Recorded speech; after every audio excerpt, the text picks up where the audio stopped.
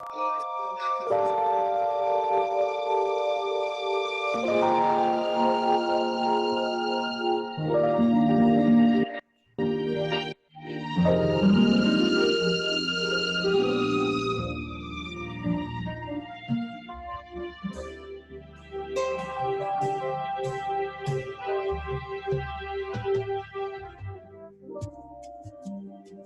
evening and welcome to the Poetry of Justice show with JackieRay Phillips on YikesRadio.com and AccelerateRadio.net. Now you know on the Poetry of Justice show, this is where social consciousness meets the arts. And what we do is we select topics that spark the interest and awareness of social diversity, ranging from arts, entertainment, and social justice at large, leaving our listeners thinking and saying in unison, Yikes! YikesRadio.com. Okay, guys, now those are the sultry sounds of my mentor, the Mr. Kevin Nash. And I always take this time out to give a very wonderful round of respect and honor to Mr. Kevin Nash, because if it were not for his platform here on Accelerated Radio, it wouldn't be possible for people like me to do what I so love to do here on Yikes Radio and Accelerated Radio. And then I also want to go on ahead and give a big shout out to our sponsorship, who none other than, starting with Miss Lori Ray Fisher, also known as the benefactor of Gingy Productions and Entertainment Company. How are you tonight, Lori G? I am well. How's everyone else? Oh, we're doing great tonight, Lori G. I also want to give a shout out to our other sponsorship who's on the panel tonight, Miss Shelley C of the chat. How are you doing tonight, Miss Shelley C? I'm doing wonderful. You're looking gorgeous. Thank you. So do you. You're welcome. Thank you so much for being with us here tonight, Miss Shelley C. And then I also want to go ahead and give a nice shout out to additional sponsorship, which is G Babies Catering, everyone. That's GBABBIES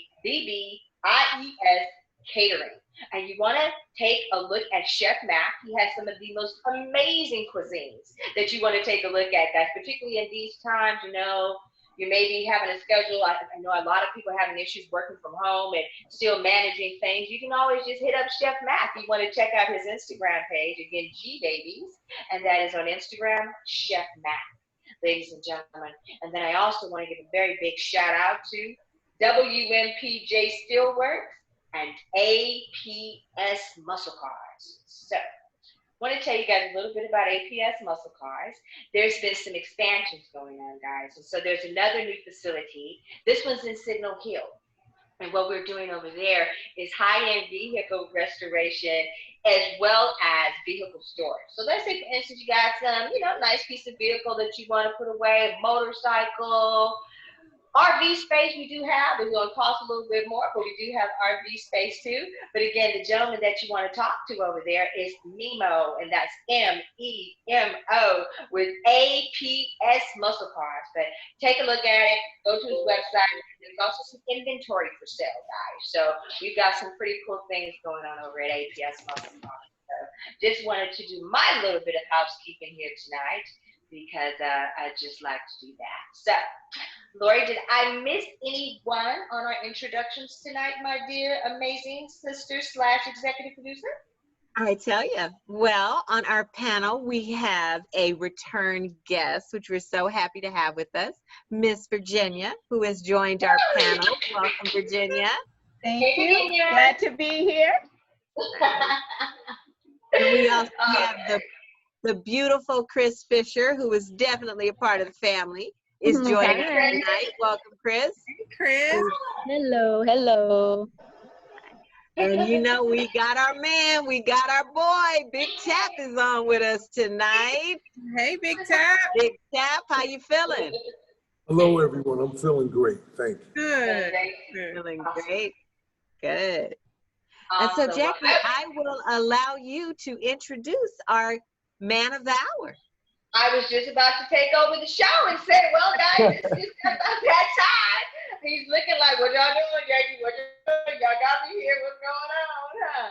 But I'm going to give a proper introduction. So I'm doing a little bit of handiwork over here, star of the hour. I'm not even going to give your name yet until I can give you your proper introduction. Ladies and gentlemen, thank you so much again for joining us in the Poetry of Justice show, where social consciousness meets the arts. Tonight, we, Lori G and I, and the panel are very, very honored and excited to welcome. And there's so many facets to this gentleman, but I'm just going to give the current facet that is applicable to his current project that we know about. So there's going to be many more that we're going to find out about. But let me tell you about this guy, right? So this guy came my way I want to give a shout out to Lord Rocca, right? I was blessed to have Lord Rocca on our show couple years back, and then we were blessed and honored to have him come back recently, and he told us about some amazing projects. Well, one of those amazing projects happens to be Brandon Maurice Woodrin.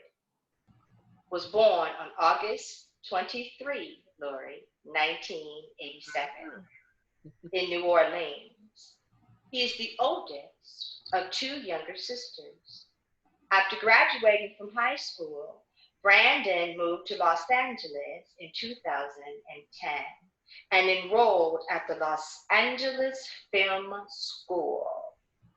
I get chills already. But anyway, once graduating, Brandon moved back home to New Orleans to work for NCIS New Orleans seasons 1 through 3 as a fourth set PA. After unwrapping the end of season 3, Brandon moved back to Los Angeles in 2018, directing everybody a few music videos before speaking with his mentor about coming on as a ex-producers for the movies. Now, there's so much more to you. I did additional research, and we're going to delve into that. But ladies and gentlemen, without further ado, I would like to welcome to the show Brandon Maurice Woodrin. Thank you, you all. Can you hear me good? Am I coming through loud and clear? Very good. Very good.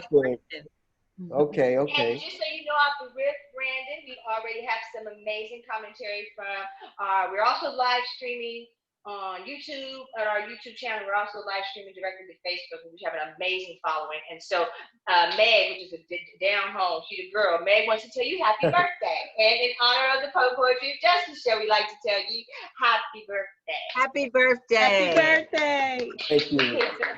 Thank you so much for spending your birthday weekend with all of us. So Of course. Thank you for having me. You know, it's just an amazing experience. Good. I'm glad we're gonna have a funky good time. I've got some amazing women here for you. My sister Lori G, again, executive producer.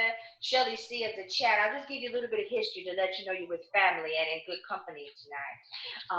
And literally my sister, biological sister. And I'm just gonna do this, Lori, now because I want to get it off my table. I just want to let you know, Brandon, and let everyone else know, but tonight's a very sentimental show, and tomorrow's a very sentimental day. My sister and I, it's the 2nd year anniversary of our mothers transitioning to the heavens. So today is so it can be very bittersweet. So I just wanted to give a shout out and honor to Mommy and let you know that we love you so very much. Respect. And miss you even more. But we have amazing people like Lori's goddaughter. We've got Joy's birthday tomorrow, and we've got you now. We're family. Brandon, you got your birthday 23rd. tomorrow. The day the Virgo start. Lori's got some details about Virgos, but I'm gonna just scoot on down. All right, Lord. Got a long list. But Brandon, we've also got the amazing Virginia on the show. Lori can give you way more detail about Virginia. All I know is that she's a very dear friend to my sister, and in a very special way. And my sister picks her friends very, very wisely. Thank you, Meg. She picks her friends very wisely. And so to be able to have Virginia on the panel tonight, thank you, Virginia, for being such a dear friend to my sister and to now the show, and for being here tonight to celebrate having our very first film director of a current film with our show. And wishing him a happy birthday. So thank you, Virginia, for coming with us. Thank you. And then for you as well, Brandon, we have a very, very talented friend of ours who's been a friend for over 30 plus years, and that's Miss Shelly C at the chat. Okay. Shelly is one of the most, and she too. Well, she's a Virgo. She just had her birthday 2 weeks back. Oh, I'm a okay. Leo, baby. I'm a Leo. Leo's rock the I know you're house. not a Virgo. Leo's Well, rock wait. the house. Leo's Well, rock the house. Well, But I'm a Leo cuss. Let me just get that out the way early. So I'm a Leo Right. cuss That's what I'm Virgo. saying, Shelly. And but I'm it's okay, strong Brandon. Leo cuss Virgo. My It's Leos okay, come out a Brandon. My lot. son is a Virgo. My son is a Virgo, so it's okay. Yeah, birthday's coming up, huh, Shelly? For Yep, G. September 7th. Oh my God, that time goes by so fast. But Yes. we raised our children together, Brandon. We've done Okay. weddings together. We've raised children together. There's now a grandbaby in the mix. So that's how Ah. long-standing the love and friendship is that we brought for you, Miss Shelly C of the chat. And I just want you to have a chance to say hello to her. And Definitely. then lastly, on the panel-wise, and of course, we have Dante there in the studio at Accelerated Radio. How you doing, sir? Doing well, You there, thank you. Dante? Say hey, Dante. Sorry. Can y'all hear me? I'm doing well, thank you. And then I have a gentleman that's been in the entertainment field, lots of different sides of it, particularly producing side of the entertainment world, and he's been a very dear friend to our family for about 20 years now. So I'm bringing 2 decades. I'm bringing a lot of power with us tonight, Brandon. And that is for Mr. Gerald Tapper, and Gerald's joining us directly from New York City tonight. So it's good to have Oh man. Okay. New York. What's up, Brandon?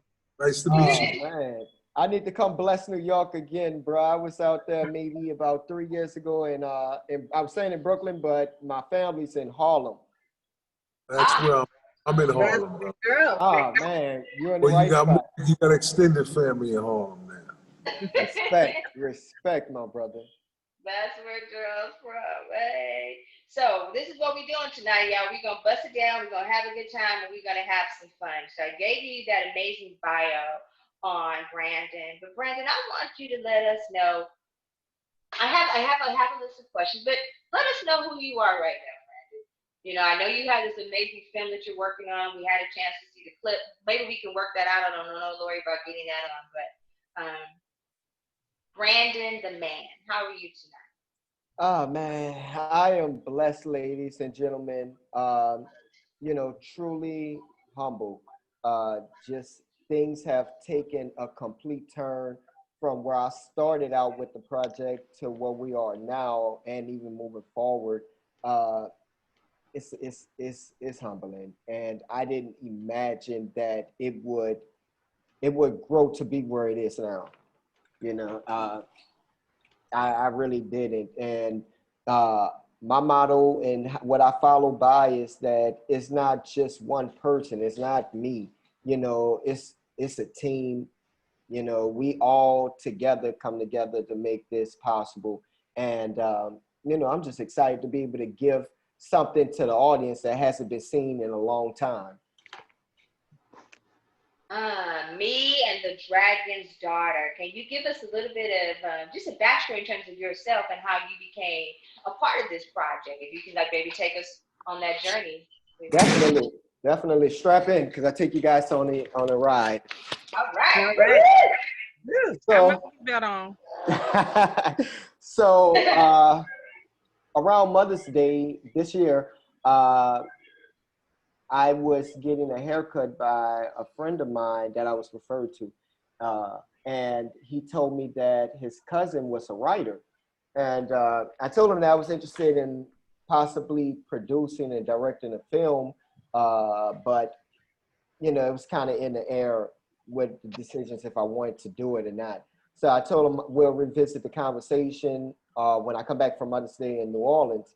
So I went to New Orleans, had a beautiful time. I ate so much, you know, and I surprised my mom for Mother's Day, showed up. And from there, I spoke with her about possibly, you know, stepping in back into a director's light, because I have been away from directing film for about 6 years.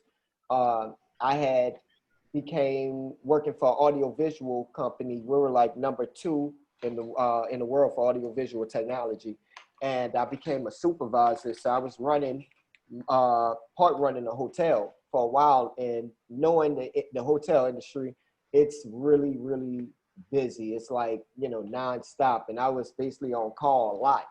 So being able to, when the corona hit, uh, it gave me an opportunity to tap back into something that I haven't tapped into in a while and be able to focus more on my dreams and aspirations of what I moved out here in 2010 for. So I get back to LA after Mother's Day and I sit down with my barber and he brings over his cousin.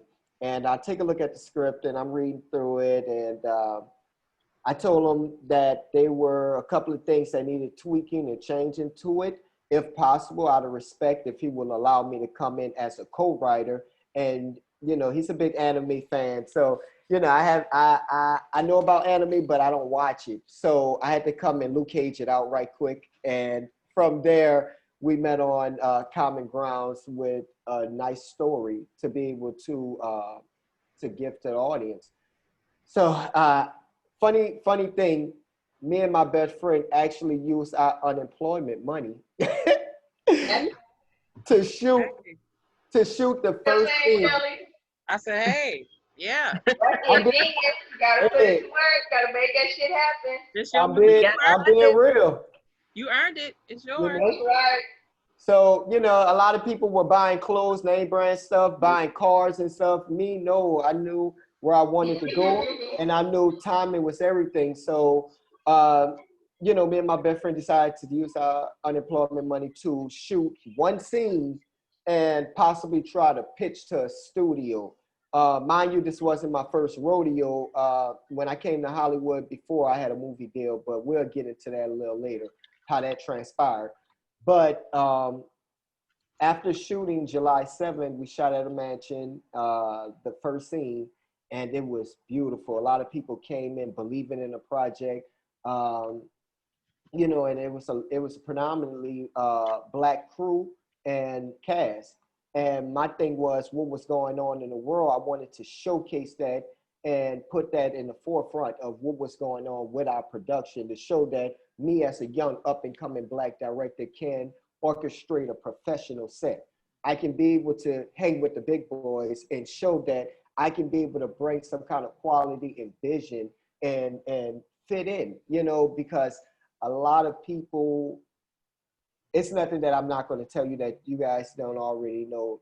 So, you know, when it comes down to us as African Americans and the fight that we have to go through nonstop, and I deal with that in the workplace. So, let alone following my dreams and aspirations. So, to be able to put together a Black crew and cast predominantly and be able to tell a story of the Japanese, Chinese culture with the urban culture and things, it was a very, very humbling experience to do that and a journey. So I took the first scenes that we shot and I spoke with a mentor of mine and, you know, I sat down and I pitched it to him and we spoke. I think it took about maybe 4 or 5 days of sitting with him for hours, you know, just really going down, breaking down the script, the characters, and where I saw us going in the future with this.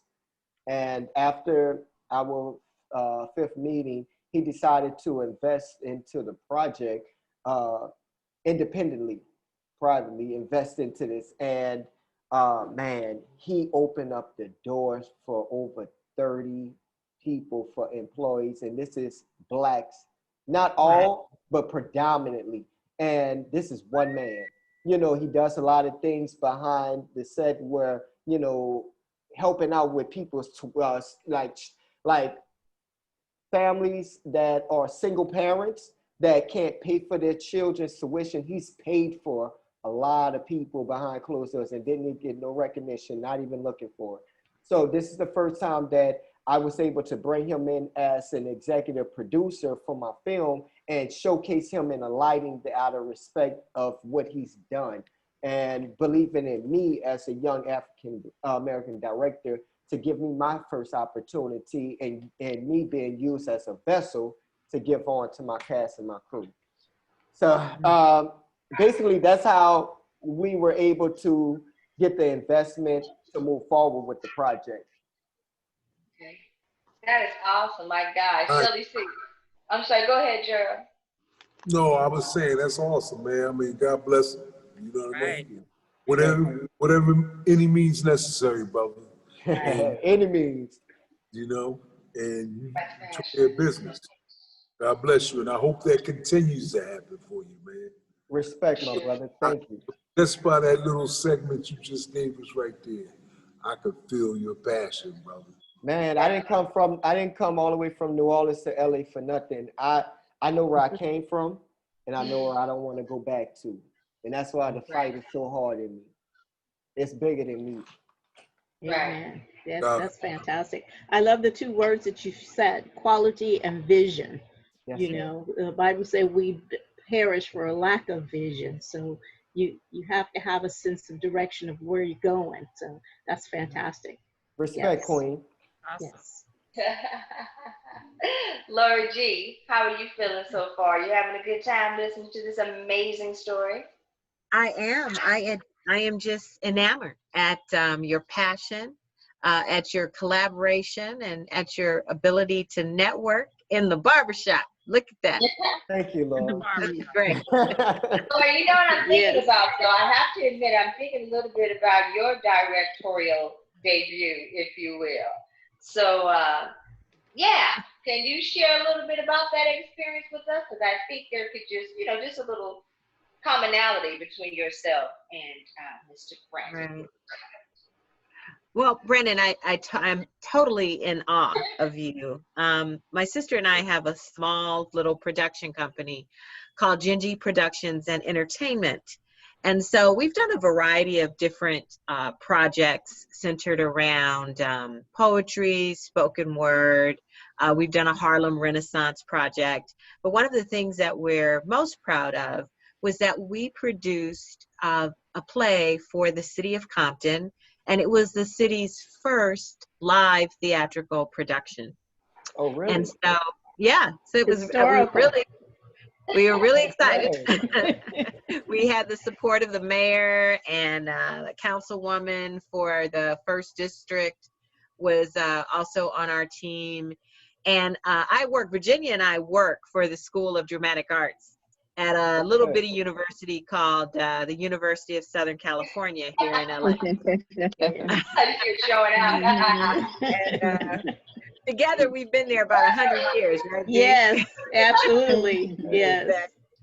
So we started this project with a different person in mind. I run to Virginia with all my money questions, so I'm the money girl. I got to make sure that it can be funded, that we come in on budget. And so that was my job with the project after securing the funding from the city. Mm-hmm. But then our director just went a little cuckoo, so we just we lost that person, and we were faced with, oh my God, what are we gonna do, right? Okay. And, yes, sometimes that happens. People just, they be on their own tip. Yeah. And Things so happen. it does. I prayed about it, and I had to do like Virginia said. I had to have a vision, and so I put my hat in the ring for directing. I've probably seen a billion plays, and I was like, hey, I just want to tell my story through my eyes, right? And to get that to happen. We did a production of The Bluest Eye by Toni Morrison. I don't know if you're familiar with that piece, but it's all about being African American in the world, and self-esteem, and how women and young girls see themselves and how vulnerable they are. So there's so many points of contention through this play, and I think we did a good job. We had 3 nights and we sold out each night. Well, But that's a success. it was great. But I think the thing I enjoyed most, and I wonder if you enjoy this as well, is creating that bond and that connection with my actors. Oh my God. They Oh my became God. my children. They became I tell no you, matter their age, they became my children. you know something? I started out in theater. I wrote my first play when I was 15 years old. Oh my God. All right. I was Do that going. line of questioning. Oh my gosh. So when you say they were like your children, when I tell you I had several families, I've wrote so many plays, and the biggest one that stood out to me is called Friday Night in the Kitchen. My family, we don't really, so on my side, my mom's side of the family, we don't have family reunions. We have Friday Night in the Kitchen. You don't know who gonna pop up at Friday Night in the Kitchen. So, and what drama gonna pop up with it. So, it was a script that was based off of, it starts on a Thursday night, late Thursday night, and it ends on a Sunday night. And you see the drama that unfolds from Friday, Saturday, and Sunday, and all the twists, but it has a lot of powerful messages in it. Yes. So, when you say that with the family, I respect that. Mm-hmm. Yes, yes, yes.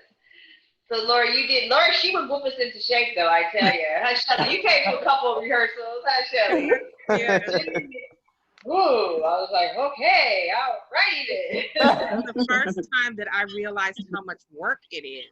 Like, Oh, absolutely. see Lori Yes. working behind the scenes like that, and producing it and everything. It just, I was like, wow. You would think that would be an easy job. It is not an easy job. I was fascinated at. She was everywhere. I was like, damn. And sometimes you have to be like that, as when you're juggling a lot of things and you're wearing a lot of hats. Like right now, I'm in uncharted territory as a producer. I'm hiring and firing. It's like, man, I have to know how to. Now I'm finding myself separating that line where Yes. I'm a people person, and I'm very spiritual, and I try to give everybody the benefit of the doubt, and it's uncharted territory. It's learning experiences and things that I had to straighten my heart and do, and it's just all of it is a humbling experience because it's teachable moments that I can take with me for life for other endeavors. I agree with you. I think one thing that I remember was really impactful is you say that you had your hiring and your firing. Well, for us, it started off with free labor. We had actors working for nothing. Look at that. There we go. And it was just a beautiful thing when we secured some funding. We did this whole sponsorship campaign with businesses from the city of Compton, and they could donate at these various levels. I'll tell you another story about those levels, but we secured the funding, and to be able to sit down with your actors and say, guess what? You're going to get paid now. That was incredible to be able to tell them, you don't have to volunteer. You're actually going to be paid for this project. But then I also, there was some weight. Sometimes you have to cut the excess, right? You gotta trim that bit. And I remember having to release our set designer, which was tough. We had to pull him back. He he was out there. Me and him in Home Depot, I'll never forget, just going crazy with each other. But how do you approach that, Brandon? How do you impress upon people who have embarked on this journey with you? They've shared your vision, but at some point you feel they're no longer bringing utility to your projects. Have you encountered that? Yeah, like literally a week ago. It's one of those things where when you're a director, you looked at and you deal with things in one lighting, but then when you take on a producer role, you have more of a bigger obligation and a duty. And sometimes when you personal with people, and because some people say business and personal business doesn't mix. I don't agree with that. Long as there's a maturity level and an understanding, it can work, but it's limitations with that. And I think that I find myself where if you already have in the back of your head that, okay, we've had history as far as several other business endeavors, and this is just one of those other ones that I can take into this mind frame. No, each one you have to look at as a new thing, new crew, and respectful. And My thing is I make sure that everybody on my set, if I come there with the energy and my energy is so strong, I feed it on to everybody else. We open up with a prayer and then I get the set rocking and rolling, you know, and I carry that energy from the beginning of the first hour to the 12 hours straight through to make sure that everybody's energy level from the PAs. I'm talking to everybody. How you doing? You feeling good? You know, you good? All right, good, good. You need a water? I'm the director and I'm offering water. Right. You know, that's what you're That's supposed us, to Lori. do. That's how you operate, you know, and I can't speak for a lot of other directors that orchestrate their sets, but on my set, that's how I do. Everybody's important. I don't care who you are. So I find myself when I do have to step into a producer role and to let someone go, I find it hard each time. And, you know, even hurting depending on the level of why I have to let you go. You know, because I feel like we all can have a seat at the table. We all can eat. If you sit there and take a second to think what the goal is, what we've been through for so long and where we're at right now, where we're trying to go, help me to help everybody so we can get to that promised land and sit at the table together. And I find myself having it tough, you know, to a lot of my Black queens and kings to be able to teach on to those were things I've learned from my trial and error. Absolutely. Definitely. So my sister loves the seat of the casting director. I think she she was going to be a casting agent in her second life. So with this project, how did your casting process go? It's different. It was different because I didn't. Everybody has an opinion, and especially when you're doing a new project, everybody's getting paid. You know, people have, hey, I have this person to refer, that person to refer. I automatically knew I wanted Danny. Without a doubt, I knew I wanted him. He has he has this poisonous about him where a vision of when he can see chemistry with before they even meet. And that's similar to where I'm at. And I look for people that can help build. And, you know, as far as Danny, I met Danny 11 years ago. We've been best friends for 11 years. And when I first moved to LA, and he is an artist, but I saw that he had a niche for acting. And then from acting, I saw that he was able to see and identify when there's chemistry in the scene. And when I noticed that he had that gift, I wanted to harness it, but it's a way to do things and timing. So I wanted to wait till I had something that was worth coming to him to be able to bring him on as my casting director. And when I had Me and the Dragon's Daughter, it just was a no-brainer to contact Danny to be able to reach out to a lot of our brothers and sisters. Mm-hmm. That's great. Shelly, see, I wanted to ask you a question, and I think Virginia too on this. But Shelly, with regard to you talking about the producing side of things and having to let people go, Shelly, the employment side of that, being who you are in outside of your entertainment life, you are a human resources guru. So, Shelly, what are you seeing, and what are you thinking about that when it's time to pull the plug, if you will? What am I thinking about when it's time to pull the Yeah, plug? yeah, Normally, I'm not the one that pulls the plug because I have to coach the manager into doing that, because really human resources, it's really not their job to let the person go because that person didn't work directly for me. But one of the things that comes to mind is, did I do everything that I could possibly do for this person to get where I needed them to be? Mm-hmm. So in the case of being a producer, did I give this person the opportunity to flourish and to shine and to add to this production what I needed them to do? Did I do everything I could possibly do to get this person where I needed them to be? And if I did that, I don't have any, I won't say remorse, but I don't feel bad about being truthful and honest and saying, you're just not a good fit. It's you're not going to work out. We need to part ways. So I think that makes it easier when you are doing it when you are trying to part ways, especially in this industry, I would just say, did I get 100% or give 100% to get 100% from this person? And if, or are they really right for this job? Are they really right for this position? And if they're not, then I don't really feel bad about it, because that means there's something else for them. This is just not the place and the time. That's right. Hey, thank you, It's God. interesting you say that. Because when you say that, it's like me as a director, I'm not supposed to be firing and hiring people. I mean, I could fire, but as far as being a person to go through the logistics of, hey, sit down, this is what I'm firing you about. No, but as a producer, I have to.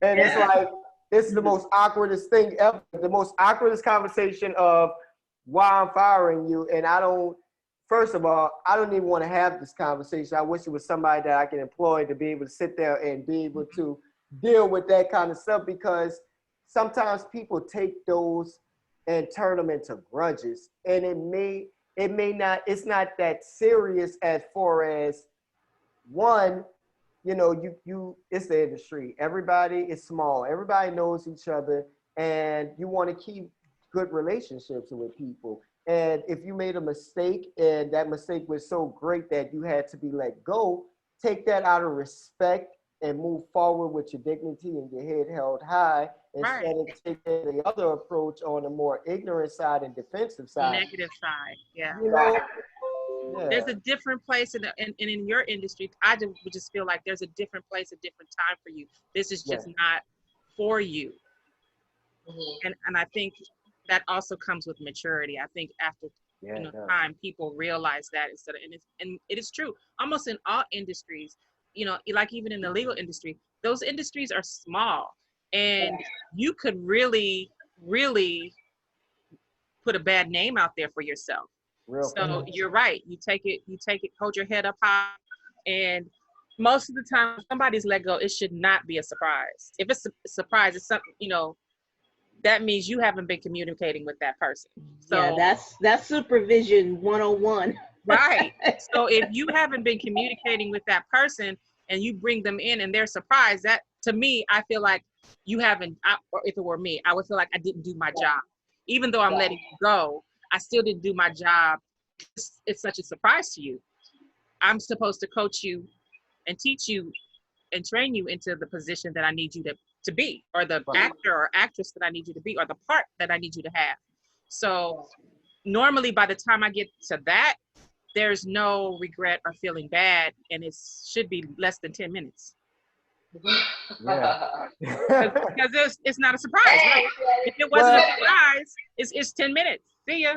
Well, question for you. How do you deal with denial and prolonging and explanations and excuses that I'm just like, you know what you did, I know what you did. Why are we sitting up here playing like we don't know what happened?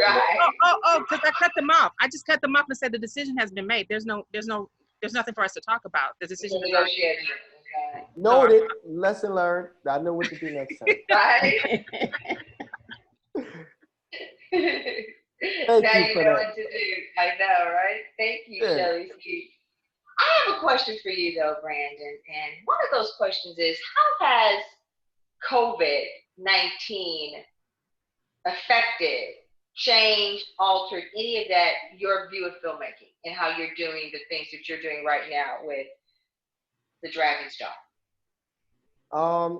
I would say, one, I kind of saw myself in a transition of building security for myself in the future through my job, and not really thinking about directing anymore. I'll be truthful, directing was something that was kind of fading out, because I guess I would say I was in a place where I felt like time may have been running out for me.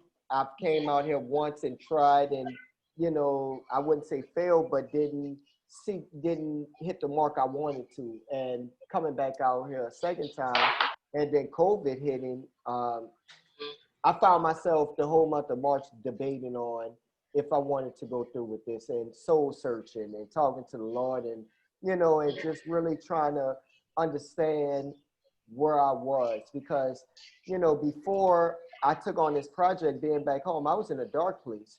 You know, truth be told, I didn't know, you know, I was down. After you come from LA, you have a movie deal, and you know things transpired that's out of your control, and next thing you know, you find yourself back at home feeling like you're at ground zero again. Those things weigh heavily on your heart, and people, you know, asking questions, wondering if you don't answer them, then it leads people to what assume and come up with their own understanding on what's happening in your life when it's not their business. So I found myself going down a rabbit hole that wasn't for me, and I was better than that, and I knew where I wanted to go. And to find that motivation to be able to pick myself up and and to move back out here to Los Angeles, you know, with the job I had, to be able to set me up during the pandemic to make a decision to move forward with this film.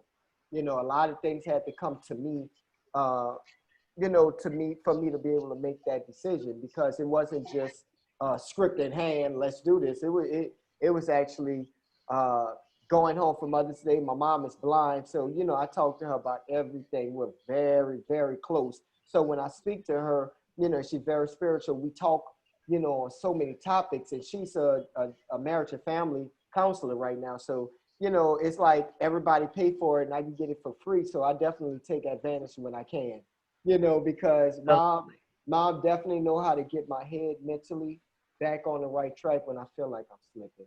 And during COVID, I wanted to get back into the gist of things, but I needed to do it in a way where I can get people attention to be noticed for not just me, but for our people. And I think I did a pretty good job of doing it. That sounds From our amazing. Zoom room, Brandon, Tanya Michelle is joining us in our Zoom room, and she says perseverance and trusting God is what it takes to keep moving forward. Absolutely. And we also have Lord Rocca in our Zoom room who's listening. Oh, really? Uh-huh. Is that so, Mr. That is so. Rocca? Is he coming on the panel tonight, or are you going to just stay? Lord What are Rock. you doing tonight, Mr. Lord Rock? Well, he and I have been talking back and forth, and he says for now, he just wants to be able to kick back and listen to the show. He doesn't want to transfer to the panel, but I've given him an open invitation. So at any time, if he wants to jump over, he can definitely do that. Awesome. And we also have our lovely, beautiful cousin from Florida, Miss Cheryl Herbert Haynes, who's listening with us. Jackie, I just heard from Cheryl that our Uncle Henry's not doing very well. So she is listening to us while she makes a 7-hour drive to check on him. So say a little prayer and we'll find out more about that. Yeah. Amen. We're gonna get this train back up in the sky, everybody. That's what we do here on the Poetry Justice Show with JackieRay Phillips. This is on YanksRadio.com and AccelerateRadio.net. Guys, look how blessed we are. The show is doing some amazing things. Shelly C has became our entertainment guru on the show, if you will. Out the gate though, Shelly, if you think about it, just to let you know a little bit more about us, Brandon, and the Poetry of Justice Show. We just celebrated our 4th year doing this show, doing the Poetry of Justice Show. So, yeah. Congrats. Her birthday, she's a Leo, Shelly. The show is a Leo. Her birthday is August 6th. And 2016, and that's her baby, and she's here. So what we're gonna do is, yeah, I know, right? Times go by fast. One of those situations, like you're saying, Lord, Brandon, you don't really know. You just know you have a passion, and you have a passion to do something, and all you know is that you just have to do it. You just have to keep going, and we just have to do it. And it just morphs into something larger than you, bigger than you know, and all you know is you just have to do it. Like when we very first started our shows, they were all, and they are still about, you know, us helping people and getting information out and just kind of watching where the show very first started and where the Lord has blessed us to continue to go to and where we are now. And just kind of morphing itself into more of our entertainment side. But the very beginning, the inception of the show, Brandon, again, is where social consciousness meets the arts. So we have that opportunity to bring in an array of topics and an array of guests. But where the Spirit of the Living God has us right now, again, is focusing more on the entertainment world and bridging that with the whole piece about social consciousness and the arts and what that means to you. So that being stated, Brandon, something that I historically do on every show we have the time is I ask a little question, and it is this. What does the word justice mean to you, Brandon? Justice, first thing come to Yes, mind is fairness, equal. Okay. You know, fairness, equal, understanding, compassion. Okay. Just a few things that kind of stand out. It sounds like, obviously, based on what you're telling me, your dedication to your family and to your passions and everything that you do, it sounds like you're definitely, obviously, you're a spiritual person and you believe in good things and karma and all that good fun stuff. But when you look at the world today, we look at what we're facing, and we think about Black Lives Matter and things of that regard, Brandon, how has that in any way shaped you more as the man as well as the artist? So this what we're going through, this pandemic, what we're seeing in terms of what we just saw, in July, everything that happened with George Floyd, where does that place you artistically and humanitarianly, sir? It's more of a personal thing, and I try not to be personal when it comes down to the workplace, but I've been told in my job I'm passionate, which I know I am. And knowing what, even with George Floyd and, before him, and even my own experiences growing up in New Orleans, it's one of those things that it put a fire under me that made me want to prove a point, and to, anybody that doubted, to show that we can do it. And I know we can, and I'll be the one to show it, and I really take that approach so passionately because I've been told no. I've been told you can't do this. I've been told, you can't do this because, this person may have started ahead of you, or maybe this person, I feel like, no, if I need to sit down and break it down like a division problem with no remainder to figure it out, it's going to be done, and I just found myself, needing to showcase what we can do during the pandemic while we had the opportunity. Because when you really look at it from a spiritual aspect, everybody got put on punishment in the world. Everybody was sat down to see what's really important in life and what's not. Correct. And yes, a lot of lives was lost. I've lost 2 or 3 people due to COVID. But I tell you one thing, it brought people together. It showed people what's more important. This materialistic things and trying to get this and do that, those things come and go. But those genuine relationships, family, this is a lesson for everybody. I don't care if you're purple, you're learning something, and also, to educate us, to educate people on us as African Americans, what we've been done and what we're trying to go and, kind of show the wounds that we've been through. And I'm proud to be a part of that. Like, I'm so proud of that. Absolutely. So I hope that kind of answers your question. It absolutely does. I want to ask Virginia. Virginia, what about you, Virginia? How has COVID changed your views and how you look at things, if you don't mind? Well, I'm telling you, I'm sitting here listening, and I was thinking about the word no. I looked up the definition for justice just to, say, well, what does the dictionary say about that? And it says impartial, fair, You know, that's what justice is supposed to be about. So when you look at us as a people, we have come through so much of being judged truly by our skin color and not who we are. It's just, you know, we've been thrown in this basket, and it doesn't matter. It doesn't matter how much money you make or what station you hold. It doesn't matter. The dictate of the social politics and the greed of the Anglo-Saxon in America has relegated you to a certain station for their economic benefit. So I take the word no now and I change it from and say, what does the N and the O stand for? What kind of is the root of that word? And it means no opportunity.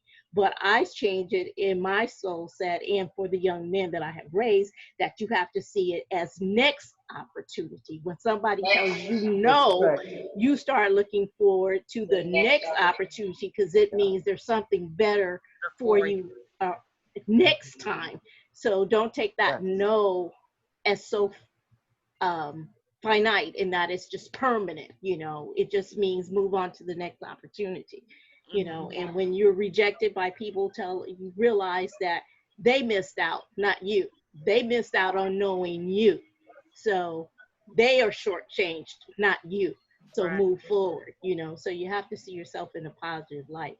Brittany, I'm so absolutely proud of you and where you're moving to, and the things you're putting out in the world, because young Black people, I have grandsons and just a lot of them. They're so confused. I look at all these young men today in our society, and I know, and it's not a blanket, because I don't want to blanket everybody, but you can see that there's another generation lost. You can see it, you know. It's interesting you say that. You have to challenge them when they listen to the rap music and it's all negative, you know. You're like, that's noise. You gotta digest something better for your spirit, because junk in, junk out. What you put in your spirit is everlasting. So you gotta be mindful of what you're listening to. You know, one day my husband, we were talking, and he said the Lord told him, turn the radio off, turn the music off, find a silence so you can hear my voice.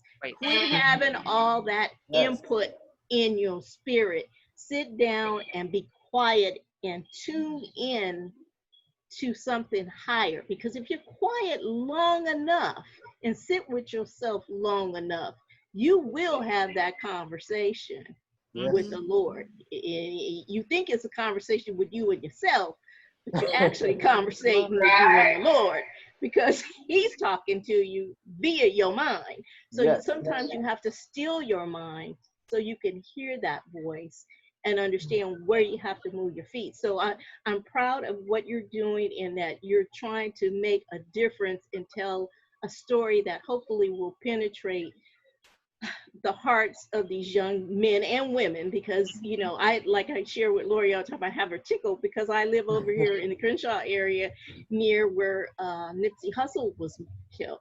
Where he was murdered. So it's like my neighborhood's kind of turned into a tourist attraction. Like Hollywood. So you see all kinds.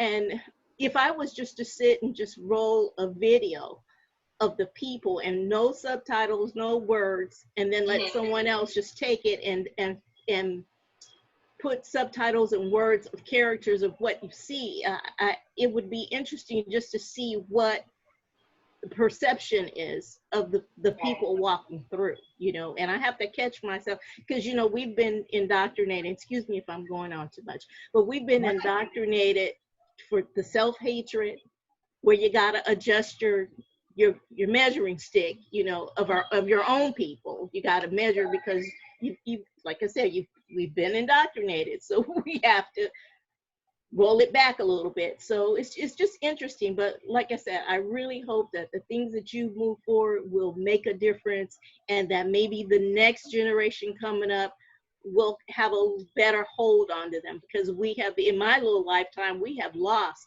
4 different generations, and it's sad between crack. You know, I even came up with the heroin era when we lost them to that drug, then we lose them to crack, and then we lost them to apathy and no hope now, or and mass incarceration. and mass incarceration, absolutely, and also them just so angry, you know, and I understand that they're angry. Hi, Kristen. I understand that they're angry, but we've got to figure out how to channel that anger to something more positive Yep. for them. Yeah. So that's all I got to say, because I'll get on a bandwagon and won't shut up. That's it. Thank you for that. I appreciate that, Virginia. Thank you so much. Oh my God. So Brandon, Right, how are thank you enjoying yourself so far with us tonight? Oh, I'm kicking back, relaxing. I'm enjoying this.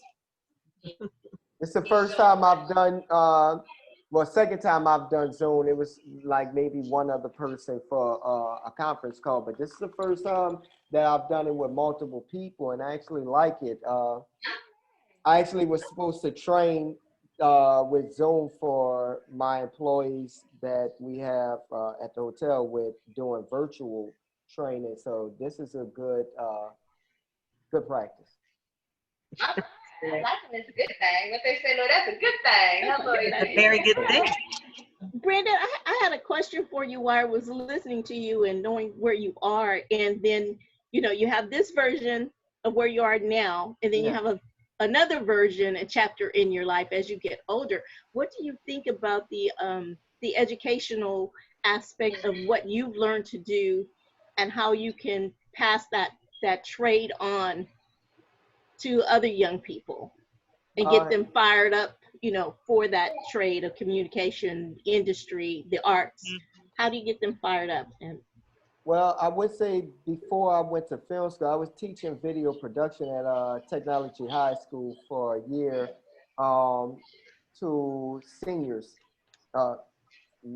sophomores and seniors. I didn't have the juniors or the freshmen, but I was teaching it, and this was before film school. This was just with me with my basic knowledge of what I did with weddings and commercials in the city.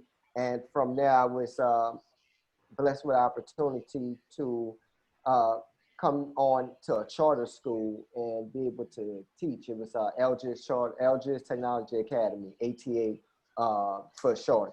And from there, I came to Los Angeles, and being able to go through the training in school, and after getting that training and going into the field and teaching people, honestly, that's my second passion.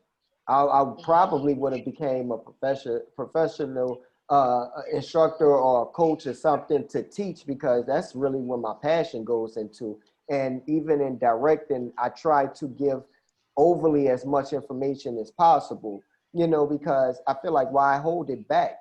You know, we're supposed to elevate as a race, as humanity, you know, and anything that I feel like that I would hold back on, I'm being selfish, and I'm doing not just myself injustice, but others. Right. Wow.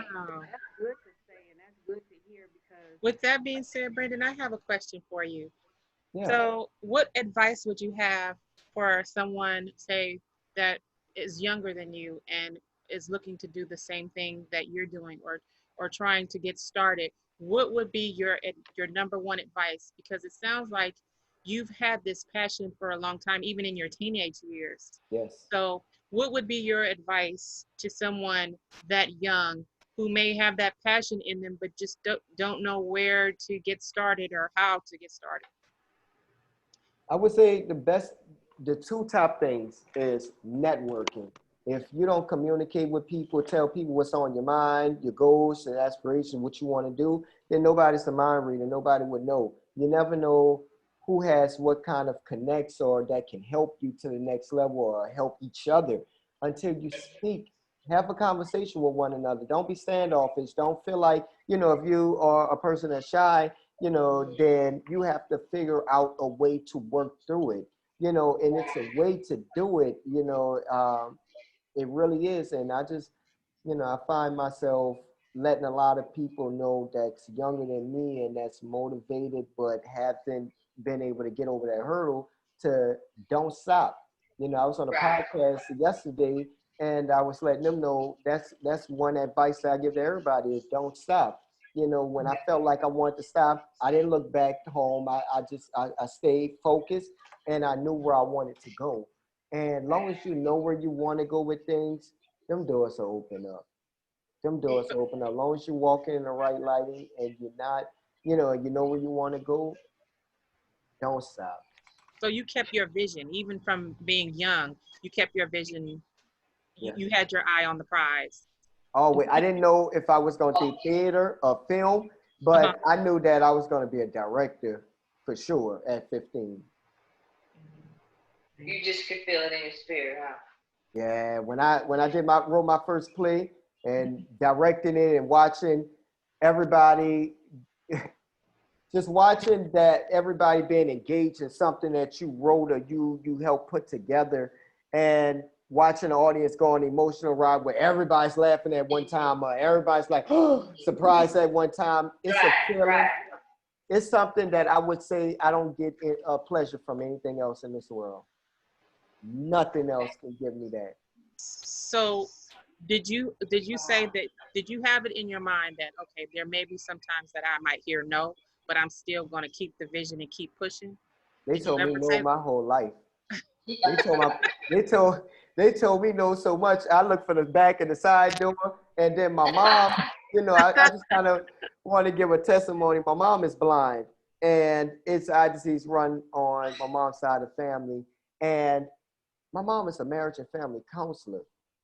I'm dyslexic, and for me to be able to be where I'm at when everybody denied and doubted me, man, it's people in school where I never thought I would be their employer hiring them for a job. Like I broke boundaries, and my mom is a phenomenal woman, because if a blind woman can do that, there's no excuse for nobody else on the planet. Right. So that's my motivation. That part, yeah. A lot of things are so simple. I never met Virginia before, but she said some powerful things, Brandon. And I'm going to steal, I'm not going to say steal, I'm going to use, because each one teach one. But Virginia said, she gave me the platform for no. I'm going to use that. Use that, because that's awesome. I will never fear no again. I would never get emotional with no again. I will go to the next opportunity right away, and I got it from this show. I got it from you guys, man.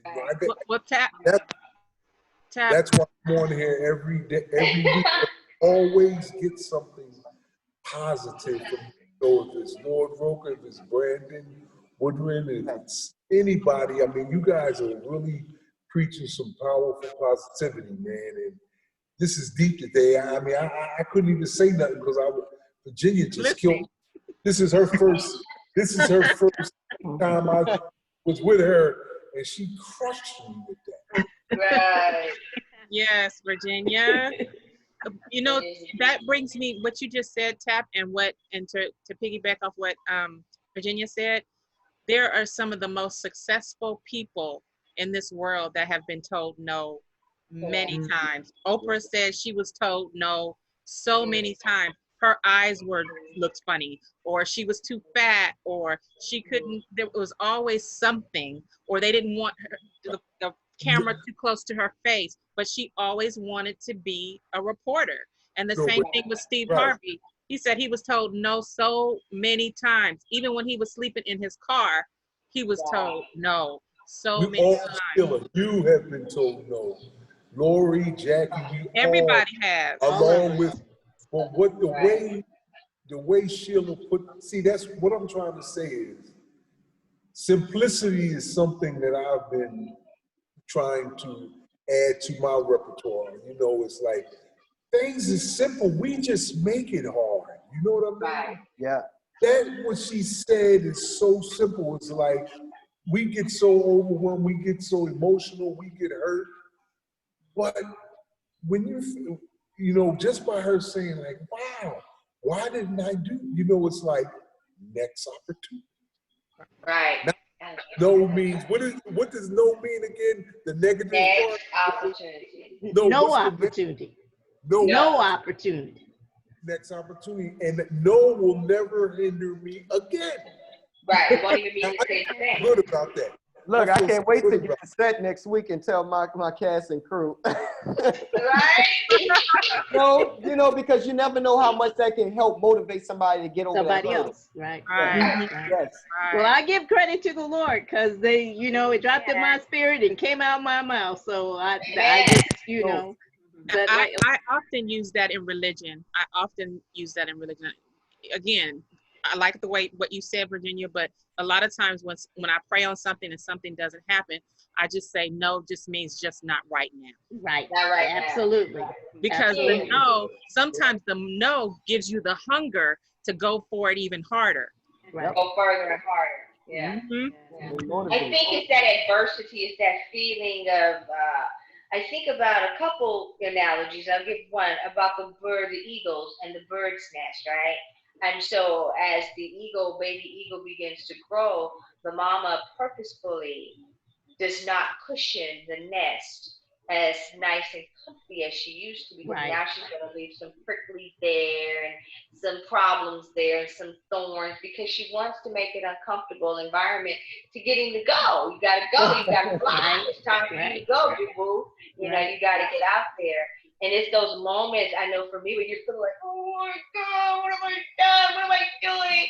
And then those are some of the times when you grow the most, right? You can blossom the most, because I don't know for me if it's the fear, the shock, the anxiety. I don't know what pushes you, that adrenaline that pushes you to just keep going. But I know for me, because just like you're thrown in the ocean, is either you're going to sink or swim, right? You're going to either be a guppy or you're going to be a shark. And I think we need to be with the sharks. I don't know. What do you think about that, Lori G? You gonna stop with the big dogs, or you gonna sit on the porch? What you gonna do? Famous words of my aunt. That's what she would tell us. You're gonna stop with the big dogs, or you're gonna sit on the porch. She would tell us that God bless her soul, Lord Jesus. She would say, hey, what you gonna do? It sounds like we stopping with the big dogs, y'all, because look at us having an amazing time tonight on the Poetry and Justice Show with JackieRay and Phillips on YikesRadio.com and AccelerateRadio.net. And we're so honored to have you with us tonight, Brandon, filmmaker. Yes. You are just doing some amazing things. May I ask Brandon a question, please? Of course you may. Thanks. Brandon, excuse my ignorance, I just didn't, I didn't read the background on the bio, but that's okay. Just give me a little, information on the stuff you've done and like the topics and what, like one of your best work or any work. I mean, just the films you've directed. Yeah. Man, I'm a jack of all trades, honestly. I try to be modest when I. Oh, you have done several films. You have done. I've done several things as far as production-wise, from producing concerts. One of the biggest concerts in the city of New Orleans. I had 3 hosts and produced that. I've done plays on tours that I've directed, wrote. The biggest thing that I would say is I had a movie deal with Paramount called Vampires and Demons. And not to get too much into Vampire, what's that title again? I'm sorry, Brandon. It's called Vampires and Demons. Vampires and Yeah, and it's first script I've ever wrote, filmed, and we had some situations with the studio, not Paramount directly, but Paramount has smaller studios underneath their umbrella that I've done a partnership agreement with. And this was for $20 million to get the movie made. And mind you, I had Nick Cannon's father, sister, brother, and cousin a part of it. I'm, real close with them. And, I was in film school with a movie deal, learning what was going on. So I was green to a lot of things, and they took advantage, put it that way. And being able to get an entertainment lawyer and to be able to get back, to get information that I didn't know, to be able to take it to Lionsgate with this guy, with Nick's father, to be able to get it made with them. but they wanted Nick Cannon to be a part of the film. And the last time they worked with Nick was with Love Don't Cost a Thing, and we know that was back way when. So Right. you know, for them to be able to get back in bed with him on a project, that's what they wanted. But you know, Nick wanted it to be a comedy and things, and you know, him and his dad spoke about it, and I guess not guess, but things didn't transpire the way I wanted it to. But you know, God is good because look where I'm at now with this, and I can always come back with what I finished with this and bring my baby back to the table. So what you're doing now, you're working on a big project now as Yes, well? sir. Well, what is that project, sir? So it's Me and the Dragon's Daughter, predominantly martial art film, predominantly martial arts, but it has its pivotal moments and story, captivating stories, action-packed, and it's a hour and 42-minute running time. We dropped the website. The teaser trailer is on the website also. And right now we're kind of in conversations with certain studios and platforms. And like I said, like Virginia, one thing I would say is, you know, a lot of learning experiences in uncharted territory and knowing not to make the same mistake twice. That's something that I'm looking at because this is not my first rodeo. When I had my first one, I was green to a lot because I was in school learning what I was going through. This time, I've learned. And Absolutely. you still got that passion, I see, because you're doing all this through COVID, right? You're doing it now. Oh, man, that's been a struggle. Man, so much stuff is different, the new normal, man. My brother is different. It's going to get back. Just try. I just say because you know, you're where you at now, just try to have that patience and roll with it, brother. Don't let it, man. You know, I mean, we all going through that in one way or another. Some people might not be as, you know, as more blown out oil crop, but we all going through it, you know? Yeah. Brandon, did you guys shoot your project during COVID, or were you done with your shooting before COVID really hit? We're halfway through production. We're still in production, but I have an editor that's editing the film while we're on production so I can meet a deadline of September 12th. So that's September 9th is the last day of shooting, ideally what we're looking at. And hopefully between the 12th and the 16th, we can at least have most of the project ironed out to be able to shop around and see what direction we want to go with things. But we halfway through production now. We pick back up August 31st and moving the rest of that week. So we're probably looking at maybe another 9-day stretch and then we're done. Wow, that's great. And, now, what has the guidelines that SAG came out with as to how you can kind of work on set and how you can film and all of those, how has that affected your budget? Being transparent with you guys, I didn't wait on SAG. You didn't wait on SAG, okay? Not at all. I've been a person. If the finances is there, the script is there, I'm the director. Let's go. You know, That's not like us, Lord. It's just kind of ties into what Tat was saying, and Virginia is just like, no, you know, it's like if I'd have waited, I'd have had red tape for 2 more years to make my film, and that's not happening. You know, it's like, this is the moment. This is the moment for us, you know, to be able to show what we can do. And I wanted to take advantage of that while, you know, we're being able to have the platform to show what we can do. You know, so, you know, it was just the right time. And, you know, I take all the necessary steps of being able to exercise the right guidelines for COVID. When we come on set, all the food prep services are outside. It's not inside, it's outside being dispersed. We have people face coverings that's dispersing the food. Even people are 6 feet apart from each other. They wear masks. My thing is, now I will say this, there is a flip side to this, and you know, I know I'm preaching to the choir when I say this, but a lot of people who feel like, oh, they don't have to, or they won't get sick. Yeah, I deal with the same thing, but my thing is this: I'm not going to force somebody to do something that they should know is right. But at the same time, I'm not going to cause waves and hold up production because they may be strong opinionated about what's going on in society. What I decided to do was separate that person from the rest of the people. You know, if you don't want to wear a mask and you feel like it's not, you know, it's not a big old fuss, I can be able to put you over here and isolate you where you feel comfortable, they feel comfortable, and we still can get work done. Like that. Wow. That's all. It's just finding a way around it. Yeah, I saw the clip that Jackie sent us. Out, and I did see you guys wearing the masks and everything. And I was like, wow, I thought that was amazing. You were still shooting, but you were still being safe. And I thought that was amazing. Yes, I just, like I said, I don't want to say prove, but it's borderline proof to show that we can do this. You know, then a lot of people are not expecting us to be on there with masks.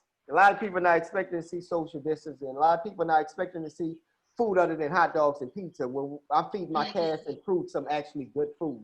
I'm from New Orleans, so that's one thing. I wanted to make sure they were comfortable. I think I have to interject here real quick, Brandon. Lori and I making me hungry every time you say New Orleans and food. Lori, remember on set we would feed our talent a little too good, and then they get tired, and then they didn't want to. Yes, Brandon, I had to cut out the food. You had to cut back on the set. No fried food. I'm telling you now because they'll be yawning. They got too full, and they wanted to take a nap. I'm like, what is wrong with you people? We burnt out. We burnt all the way out. Oh my God. You know what I noticed, Brandon? I noticed that people from New Orleans, they rep their city maybe more than anybody, man. Oh man, there's so much history and culture.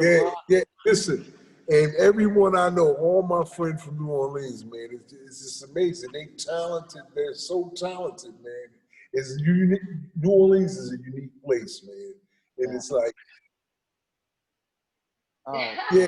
only thing about it is fried, and they love oysters. Listen, bro, I had oysters yesterday. I love fried oysters. Just to so do I. Just to ask you a question, man. I know how fried oysters is the bomb. Difficult, you know, for the initial stages to happen, man. And I just want to know, did you take the conventional way, or how did you get get Paramount involved in your new deal? How did you even get those deals? Did someone help you, or you was knocking at the door yourself? I would say it was me making waves in film school. I was student of the month twice. One thing, like I told you all, I try to stand out and make a name for myself because coming from New Orleans, I knew I was on a time frame. I needed to hurry up and make some moves, get my name out there, network, because when school is over, what do you have? Like, where you going? Where you set up for? I didn't have a trust fund. I wasn't with a silver spoon in my mouth, so I needed to know, where I was going and fast. And that New York Film School, not the New York, I almost was in New York. It was a decision to be made. It was New York Film School or it was LA. I almost was in Harlem. I almost was there. No, but LA, from what I hear, that LA film school, my friend went to the San Francisco Film School. But people don't know that them film schools cost more than college. That LA film school almost as much as USC. From a person from New York, if I went to USC, it would cost me $70,000, give or take the scholarship or whatever. Yes, sir. New York Film School is at least $50,000 to just 47. Wow. That's how much I paid, 47, and I owe 11 left. Just that part right there, Brandon, just tells me a lot. You a hustler, brother. You gotta people don't look at all those little intricate parts like that. Right. They just you know, they don't know how much you went through to get where you at, brother. And you know what? I know, man. That's why, you know. Bruh, I had to, man. Look, I was a hustler. When I say hustler, I just had to make things happen, you know. And when I say that, you know, out of respect, you know, it's just being denied and doubted. And like I said, I spent $47,000 on my tuition to go to school. My mom co-signed for me, so I would not let her down. I was hungry, you know. So I had, just to answer your question, I had became student of the month twice, and at the school, and we have extended and we have accelerated when I was there, meaning that if you do the extended, it's like 16 months, and if you do the accelerated, you graduate in 10 months. I think I finished in 9. You know, I wasn't playing with them people. I was I was hungry. 4,700 would be a hop, skip, and a jump for me. 47,000, you know, I wouldn't know what to do. Man, bro, I didn't know how deep it was in finance. I didn't know. I learned a lot midway through college where I needed to speed it up. You know, get out there and figure it out, because when you look at how much money you put into your education and then getting out and then knowing, finding out where you want to go and the time frame to get there to make the money to start making payments back, it's tough. You know, like I said, I owe 11,000, thank God, left on my school tuition. I've been out of school for what, 10 years now, you know, so it's just one of those things where, just to answer the question, to get Paramount on, it was me just standing out in school, word of mouth, people knowing. I tell you one thing, I rented out the equipment room so much for personal projects, I was on the do not rent list. And when they put me on, when they put me on do not rent list, I started reaching out to the crew. I had about 27 people on the do not rent list because I was hungry. They believed in the passion. You know, you got Nick Cannon family a part of the project. You get anybody jumping on there like believing, you know, in the same goal. And we were just there, but a lot of people intentions wasn't for the best. Right. Hey, Dante in our Zoom room, Brandon, Dante, our engineer, he says that he is not paying them back. Oh my God! Don't try your shit, Dante. Dante. I'm mad at him, Thank you for the paper. Get that Go ahead, Dante. Say thank you for the paper. Yeah. I'll see you later. Respect. A rebel. No, I feel him because, you know, it's conversations that we had several mornings and evenings about that. Like, you know, okay, we're in here, we're trying to get it. I started out with 172 people in my class. We only graduated 61. Wow. And that's it's a huge lot. That's from people. My hair would be falling out if that happened at my job. Oh, yes. Lori, Virginia, we don't win. Oh, For sure. I would have even more gray hair. I pray you get it back a million times over, brother.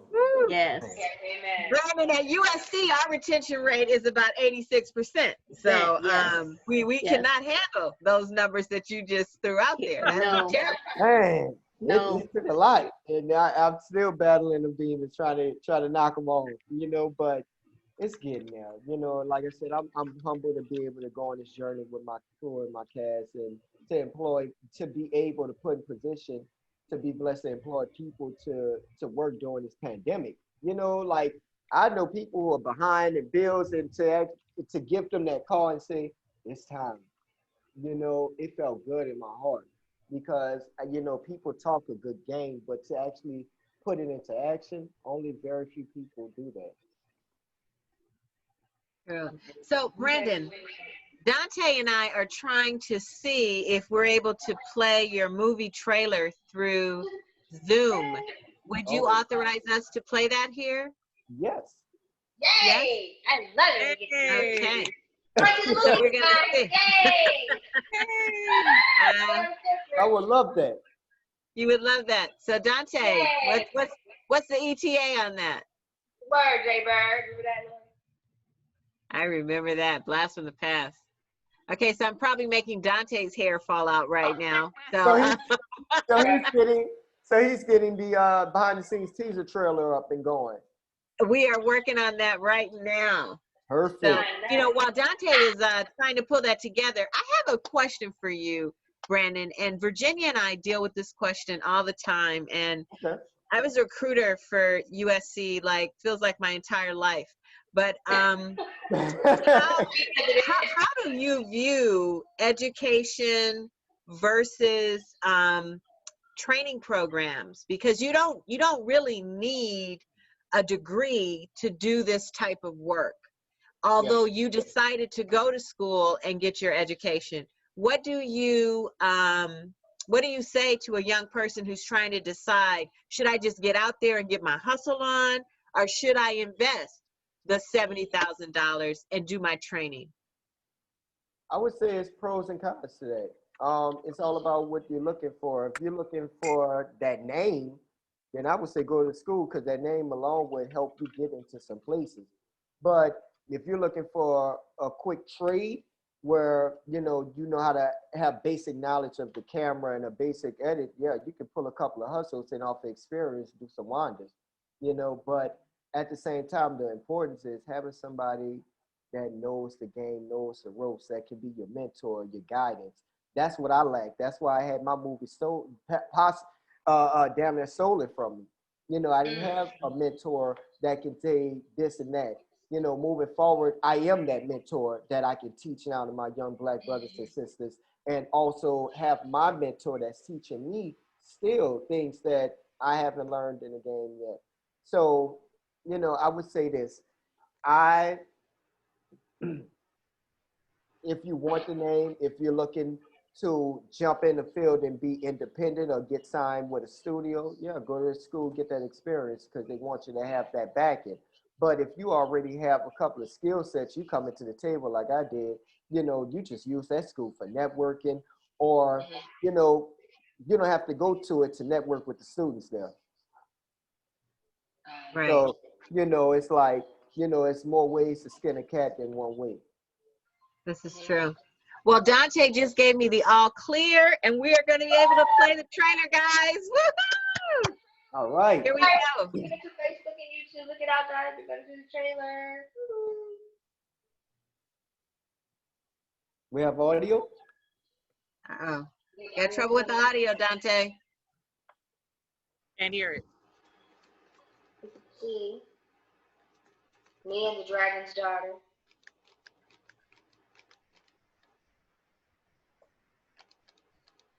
I actually have one dropping next week too, a new one. All right. Oh my gosh, I can't wait. I'd like to see that one too, Brandon. I know, Shelly, huh? Here we go.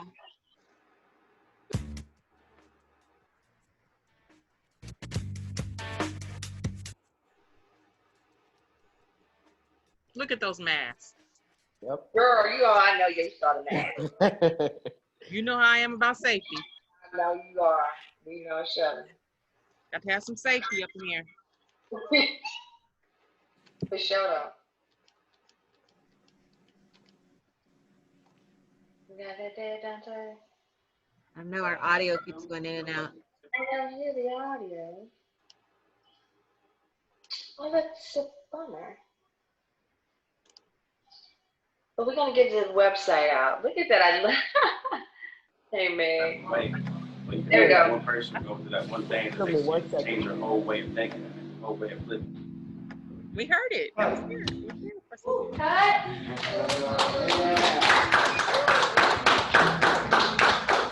I love that. All right. Well, we're going to give that out to people.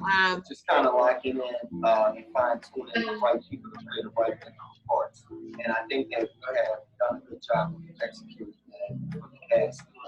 Especially, like I said, with Tomas coming in and working with markets. But we lost our picture, Dante. Watching you guys go back and forward and building. That was one of the memorable moments. Come over just a tad bit, Ken. No, it's not working, Dante. And hey. Oh, man. Well, I'm going to give people the Give them the address. So it's meandthedragonsdaughter.com. Uh-oh. Can you guys hear me? Yes. Yes. Okay. I'm gonna try one thing here, guys. Let's see. Maybe, fingers crossed, I might be able to share this. So let's see if I can share. You guys up for it? Yeah, I There see we some go. things. You See got the something screen? going on, Lori G. Let's see if we can hear it. Okay.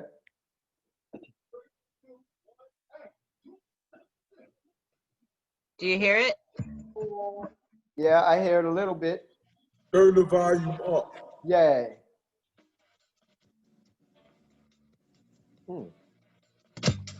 Better? There you go.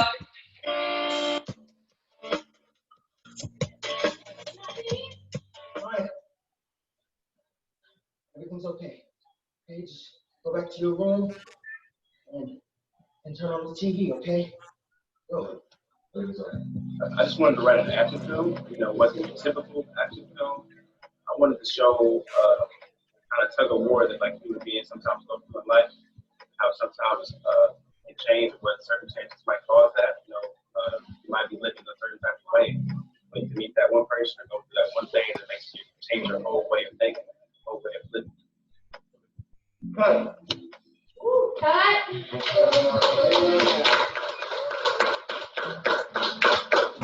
I love Pepper. You know, being able to come in, get with Danny with the casting, just kind of locking in and fine tuning the right people to play the right parts. And I think they have done a good job executing the cast, especially like I said with Tomas coming in and doing the Marcus on that scene. That definitely watching you guys go back and forth and build. That was one of the memorable moments. Come over just a tad bit here. No. There you go, right there. All right. And action.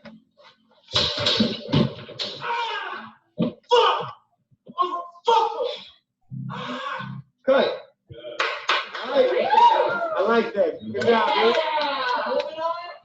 I learned from some of the other great actors with Nate Parker, work with Denzel, and actually who else did I sit with? With Cuba and Terrence Howard, and we did exercises about how many ways we mind with each other. Just little secrets and stuff like that that I take with me to each project. Took some time, a little bit longer than I expected. Closer to our goal.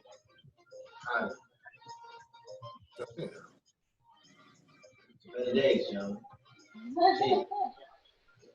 When I looked at the trip, I saw it in a whole different light from what it's actually turning out to be. So when it's on paper, you just have paper and words. Yeah. But once you get into it, it's actions and feelings. And so you made it so believable that, wow, this is really real. So yeah. And then you also look at television from a different perspective. You begin to see that you're selling yourself. Mm-hmm. And the better you are, the better salesman you are. Mm-hmm. And so you guys are doing an excellent job. You got me sold because this thing is real. I have no tolerance for weakness. Is this really still necessary? Kudos to me because being a young director, he's been very poised and very prepared and calm. Because people may not know what to expect, and you definitely know what you're doing. You got a eye, and you know how to work with everybody. Great storyline, something that you don't see that much, or you really don't see us acting out those parts. Over the script love, and it's so enticing. Right away, it just makes you, oh, this is different. It's different, it's gonna push me. It's gonna, make me. I want to be able to experience something different as an actor than I've done already. Jason, the questions? You've already lost so much to me. Why make it any worse? Give me the home. Give you what's in that envelope. If you like, I lost everything anyway. I'm sorry, I missed the part where I told you you have a fucking choice. Me and the Dragon's Daughter, and we have a lot more to come, a lot more special scenes, unique scenes like the setup here as the Dragon's lair, but we have so much more to come, so stay tuned. All right now. All right. All right, Brandon. Dragon's Daughter. I have a question for you, Brandon. Brandon, I have a question. Awesome stuff. I have a question coming out of that, Brandon. Yeah. Who did you have any inspirations? Who when growing up and when you were getting to that age of 15 where you started to want to be creative, who was your inspiration, or how many inspirations did you have? Honestly, it was Tyler Perry and Spike Lee. Tyler being from New Orleans, him being from New Orleans and being somebody to look up to, and me already doing theater, then film, it just made sense. When I was in high school, they called me Little Tyler Perry. And then when I started film, they were like Little Spike Lee. So, give or take, if it's the year I'm doing film, then I'll be Little Spike Lee. If I'm doing theater, then I'll be Little Tyler Perry. But, those moments, I tell you what, recently, 2 weeks ago, leading up until currently, a lot of people from high school. I was a Katrina graduate. I graduated during Katrina. Mm-hmm. So I didn't get to have the average senior year like, a lot of people would have had. It was a lot of, at a different school, not knowing people, starting off. It was different during Katrina. So, a lot of people who know me, they were like, man, you've been at it. Kudos to you, because I don't know many people from high school that said this is what they're going to do and had disability that went against what people thought they can make it happen. And I did that. And,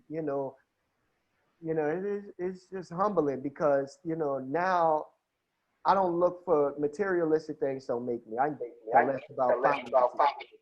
My thing is being able to give back. That's how I'm able to know that I'm going to be to the gates of heaven. That's how I know that when I leave my mark on the world, that I'll be known for being able to bring a great crew and cast together of people that's a family, and we build off that. We level up, and then they take from their relationships with other people, networking on my projects, and be able to go and do their own and branch out.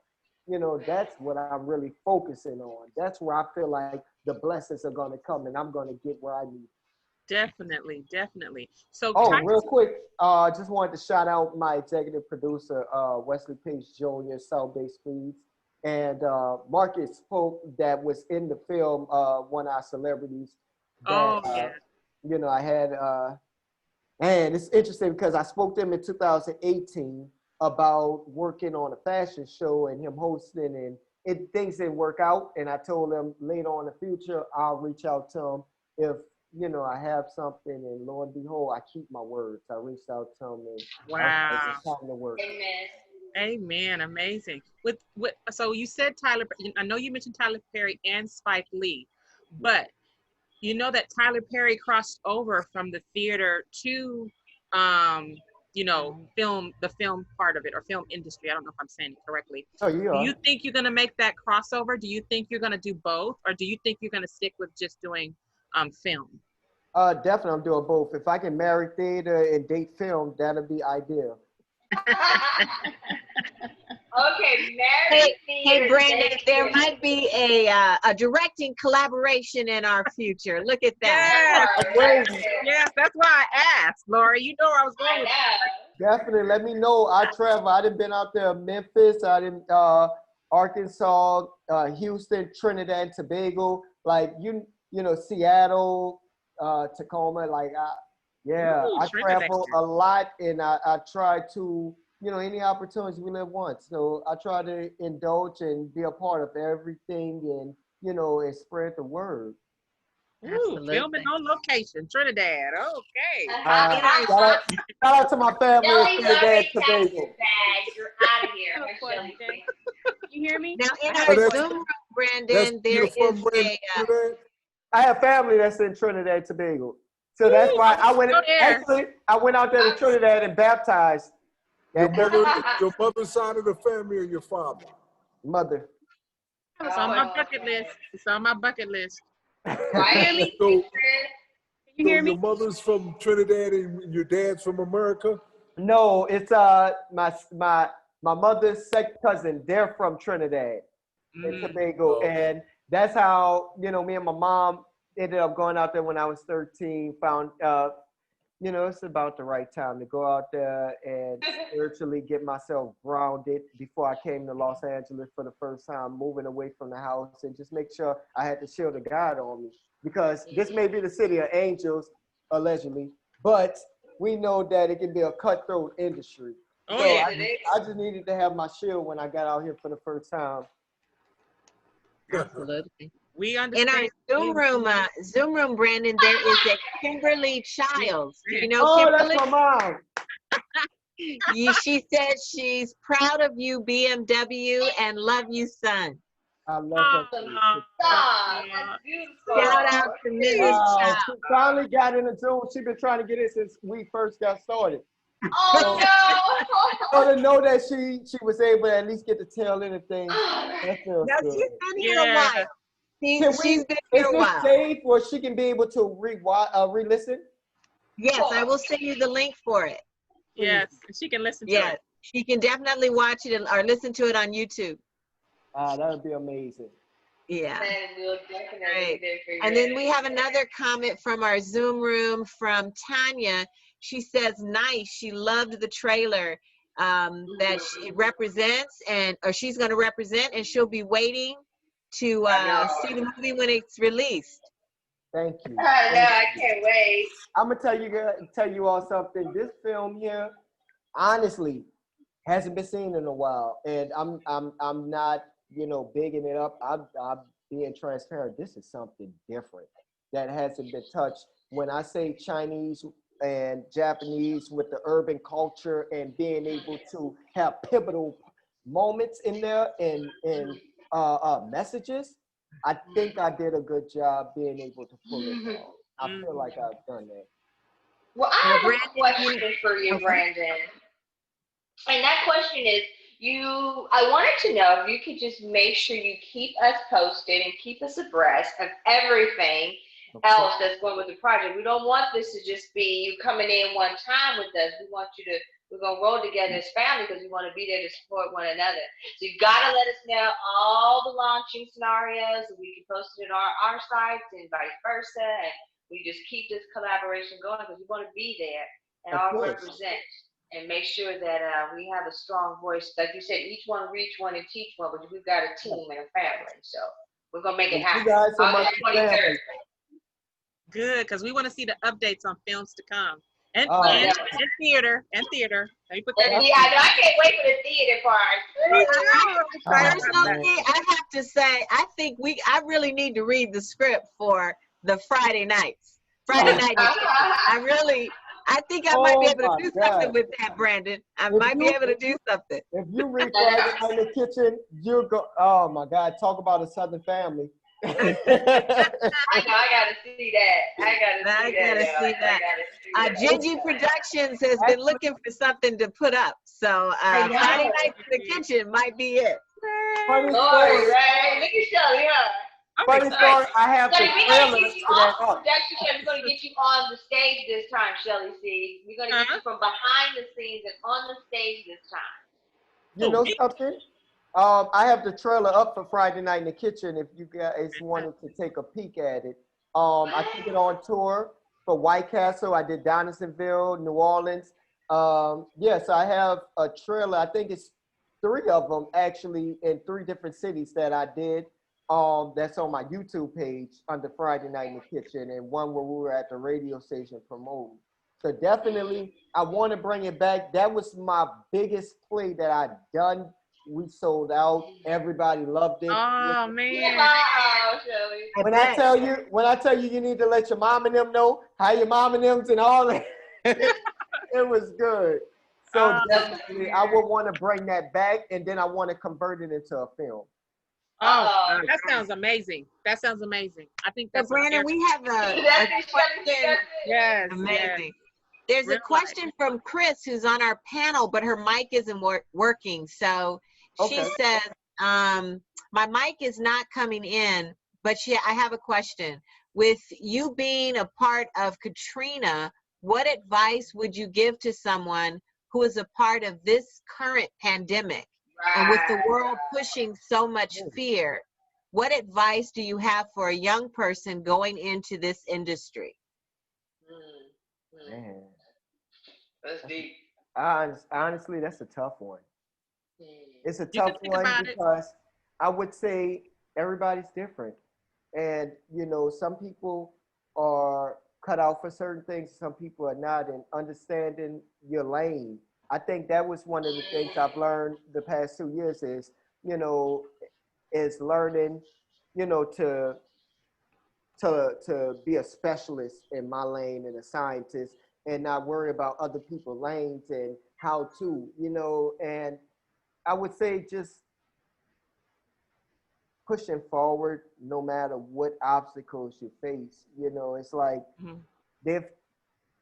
they doubted Jesus. So it's like, so we can expect the same in results to be questioned and doubted. But, despite what may be going on in the world, know that you have a power inside you.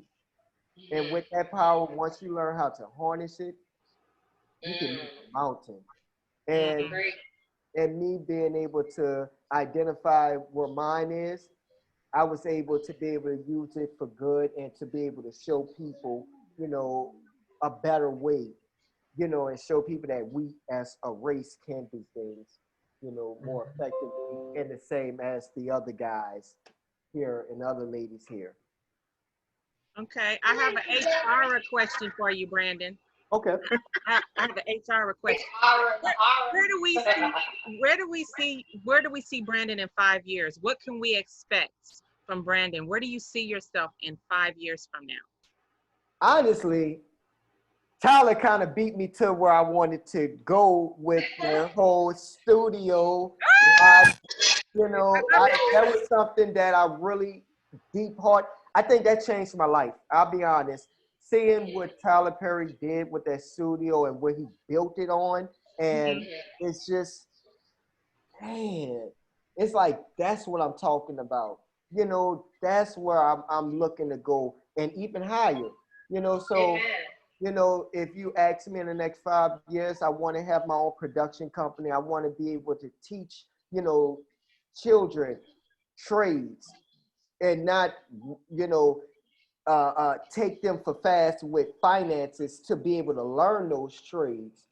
I want it to be where we can have influenced people of our race and others that can come in and teach and give back to the community. It's like people feel like, okay, you come, all right, I help 2 people and I feel like I put my time and my dues in. No, that is a continuous thing until you leave this earth. So it's like, keep giving, keep being humble, listen to people, build, and, and I feel like the end result will be the fruits and the blessings which you will receive, because if you're not doing it for that, then what are your intentions? I like it. When you're blessed, you're a blessing to others. I love it. Respect, Queen. I have something that I'd like to share with the panel tonight. I know we're nearing and kind of disembarking this amazing train tonight, but you said something earlier tonight that sparked my interest. And you talked about, Brandon, staying in your lane and kind of allowing the Lord. Right now, we're just trading. And it's midnight. Well, no, it's 2 o'clock. So. And, a little bit of audio scenario. I don't know. Did you hear the other voice? I did hear the other voice. I don't know who that is, but there we go. But anyhow, what we're going to do is, I wanted to say this. This is a piece, and Brandon, I know this is the Poetry Justice Show, but something else that I do is I am a poet, also known as the poetess, Reigns, and I published a book back in 2013 named The Poetess Reigns. And one of the pieces in that book, it's It was an autobiographical journey told through poetry up into that time frame in my life. And there's a piece of poetry from that book that is titled "Stay in Your Lane." And I thought, actually, it's called Your Lane, but I'd like to share that with everybody tonight here. And it goes a little something like this. It says, "Stay in your lane. Stop moving so fast. Learn to be patient from the mistakes of your past. Perfection resides within. We too are creators, for in our thoughts is where everything begins. Speak over it now. Encourage yourself. Pat your own self on the back. No need to wait for someone else. To know who you are is a very special gift. Endurance of the tribulations for our own good is never swift. Trust in, cling to, rely on the Lord. Keeping your spirit filled with the word, truly you shall never be bored. Peeling back layers, raw like the onion. I'm not going to get trapped again, tucked away in that twisted dungeon. But however it goes, victory is for you. Stay in your lane, and to thy own self you shall be true. The Poetess I love that. You like that? I love that. I don't like it. I love it. I appreciate that so much, Brandon. But yeah, you know what I mean? Like it. Man, I haven't heard a good poetry in a while. Now, that's something I haven't heard since I left my city. Well, So, we've got a lot of that around these parts for you, sir. all right now. Yes, we do. This has really been an experience that like I said, this is the first time I've ever done something like this, and I'm just honored from all of you all. Thank you. Thank you. Thank you too so much. But I would love for you to do, because we still got some time here, Brandon. If you could once again give all of your handles so everyone knows how to get in touch with you, all of our listeners, our YouTube viewers, our Facebook viewers. Everyone needs to know about Brandon Woodrin. So just break it all down, how to get in touch with you. Okay, let's start out with Facebook. Facebook, go to Brandon Woodrin. You'll be able to find me on there. Instagram, director_Brandon Woodrin. Personal Brandon Woodrin at Instagram. And Snapchat, Brandon Woodrin. Indeed, and my website, you can just Google Brandon Woodrin and it'll filter out everything. IMDb Pro, Brandon Woodrin, and it'll pull up anybody that's looking to do any kind of work or get films, possibly. I do, I'll say this, anybody that's looking to possibly set up pictures with studios, I do have a few connects with those, but we'll sit down and we can elaborate more in details and depth on those things. But other than that, thank you for everybody, even the viewers. Thank you for coming in, supporting the program and the platform and every last one of these beautiful individual people. Respect. Thank you. God bless you. Thank you, Brandon. Hey, Cap, how are you feeling tonight, Tapper, as we get ready to wind down the train? How are you feeling tonight, sir, with the Poetry and Justice Show? Oh, nice and easy. I'm chilling hard. You're in New York. Man, you where I wish I could be at for a weekend. Right? No, Brandon was very, he was in detail on everything. You know what I mean? He was letting us know, I learned a lot. Thanks, brother. Thank you, man. And listen, man, I'm hoping you get some of that. I hear that Netflix and Amazon Prime is dishing out a lot of cash to them independent right. makers, man. They are looking for content. I know, right? That's what I was thinking the whole time. Let's say this. I can't really get into too much, but I ain't even finished my movie and things is being discussed. Put it that way. And like I said, I'm stepping into a new lighting, and I just want to move, the right way and off. Love it. So. Oh man, yeah, man. Love it, Brandon. Love it. Well, you have got a whole host of supporters behind you. Anytime you have anything, I'm the first one to buy a ticket. Absolutely. Yes. The POJ show will support you. Definitely. Yeah. We will I buy can't wait tickets. for the premiere. We'll fill up the first 2 rows, especially behind Mama, of course. But we'll fill up the first 2 rows. God bless your mom. God bless her soul. Yeah, behind Mama. Yeah, you'll be there, huh? Jackie, Brandon's mom says, wow, she loved that poem. It spoke to her spirit. And she also says, yeah, that's what she says. I'm sorry. She says it spoke to her spirit with little hearts. She's got lots of little hearts there. Oh, that's so sweet. That's sweet. I'll get a copy of that to you, Brandon, if that's all right. Definitely, please. Brandon, Lori and Jackie, they have my math, man. They got all my information. And I need to get that. When you in New York, brother, you know. Oh man, bro, I need you to tell me where the good food place is at out there. Like every time I go to the city, I want to try out that food. He's the best tour guide ever. You shouldn't even ask me. That's one of my specialties, brother. I heard you in the spot where they are. And Lori, Westway Diner, Westway Diner, 9th Ave. There you go. Westway Diner?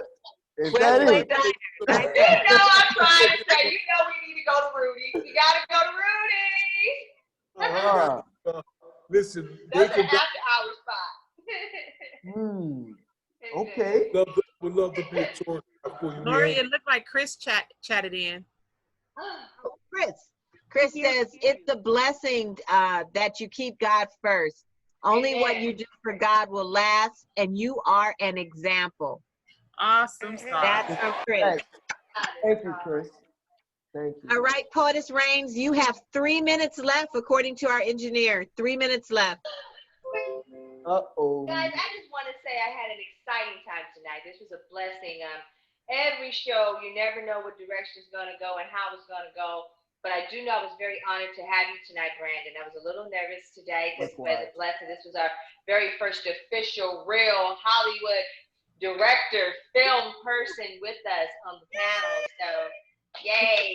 I'm super juiced about where we're going and how we're growing. But the one thing that I really have to say that's burning on my spirit is, yes, Miss Kristen Fisher, we must keep God first, because sometimes you wonder, you start out on paths and you do certain things and you think it's supposed to go one way, but the Spirit of the living God is going to always come in and make sure that everything is done the righteous way. And I know that nothing is by chance, and all of us being here tonight in this moment, whether it's here with Lori in the Zoom room or whether it's on Facebook or whether it's YouTube, nothing is by chance.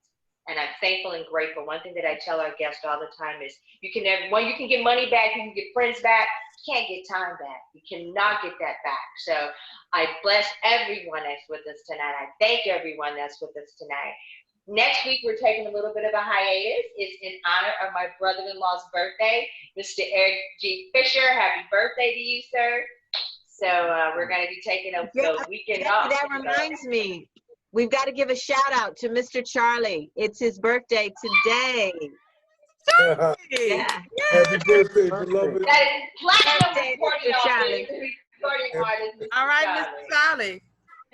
Mr. Charlie at 303 at Mr. Charlie 305. That's where you. But y'all let Mr. Charlie know Brandon Woodrin said happy birthday.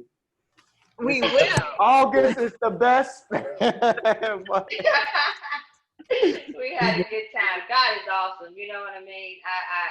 Happy birthday to you, Lord. You want to sing around happy birthday? Let's just do it. Let's go for it. Absolutely. One, two, three, and happy birthday to you. Happy birthday to you. Happy birthday, dear Charlie. Happy birthday to you. Never give up. Never give up. Jackie says, guys, we never give up on God because he never gives up on us. On you. Right. That's God right. Yes. Hallelujah. He is in this house tonight, and we give him all the praise, all the honor, and all the glory. Hallelujah. Yes. Hallelujah. Thank you, Jesus. Amen. Brandon, enjoy your special day tomorrow, brother. To the fullest. Oh man, thank you, man. I'm a simple guy. I'm probably gonna go to the beach and, hang out with a couple of friends, and other than that, after tomorrow, it's back focus to the film. That's Okay. Well, And I hope that you all have me back again sometime. All right, Brandon. I enjoyed this. Definitely. We need our ticket to the premiere now. Come on. Yes. Yes. That's right. That's Yes. right. First and foremost. Y'all have Oh, I feel crashed to join. Indulging us, okay? I didn't tell you that we were talking, so I feel crashed. We'll find you. We'll track you down, Brandon. I ain't hard to find. I'm right here in Longdale, down the street from y'all. South Bay area. All right, that's good. Thank you. All right, well, Portis Range, you've got 30 seconds of airtime. You take us out, Mamacita. I love you, G. All right, well, thank you guys so much. The beautiful Chris, the lovely Virginia, the beautiful Shelly C, the dapper Mr. Tapper, and the incredibly talented and beautiful Poetess Rains. Loved spending my time with you. Thank you, Brandon, so very much for blessing us with your presence. We're sending you good prayers and good vibes. You guys have a blessed weekend, and thanks for tuning in. Good night. Good night, guys. See you in 2 weeks, everybody. See you in 2 weeks. Love you, love you. Mwah. You got 2 weeks, Jackie.